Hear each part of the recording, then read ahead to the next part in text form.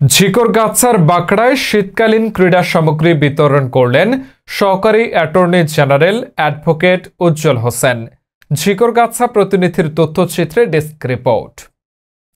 হাইকোর্টের সহকারী attorney general ও স্বেচ্ছাসেবক দল কেন্দ্রীয় কমিটির আইন বিষয়ক সম্পাদক অ্যাডভোকেট উজ্জ্বল হোসেন ঝিকরগাছা উপজেলার বাঁকড়া ইউনিয়নে শীতকালীন ক্রীড়া সামগ্রী বিতরণ করেছেন। শুক্রবার বিকালে বাঁকড়া কপোতাক্ষ যুব সংসদের কর্মকর্তাদের হাতে ভলিবল ও ভলিবল নেট সহ বিভিন্ন ক্রীড়া সামগ্রী তুলে দেন তিনি।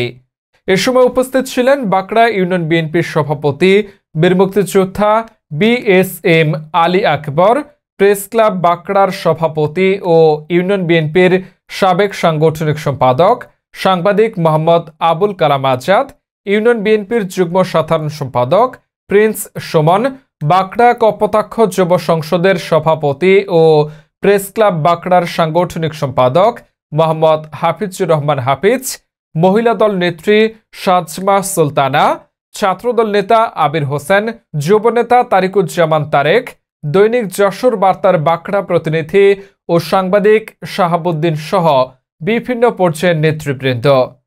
ক্রীড়া সামগ্রী বিতরণ শেষে সংক্ষিপ্ত আলোচনা সভায় অ্যাডভোকেট উজ্জ্বল হোসেন বলেন, খেলাধুলায় মনোনিবেশ করলে তরুণ সমাজ মাদকসহ সকল প্রকার খারাপ কাজ থেকে দূরে থাকে।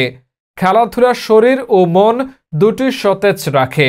তিনি আরও বলেন, আগামী দিনে এলাকায় অনুষ্ঠিত সব ধরনের ক্রীড়া কর্মকাণ্ডে তিনি সর্বাত্মক সহযোগিতা অব্যাহত রাখবেন।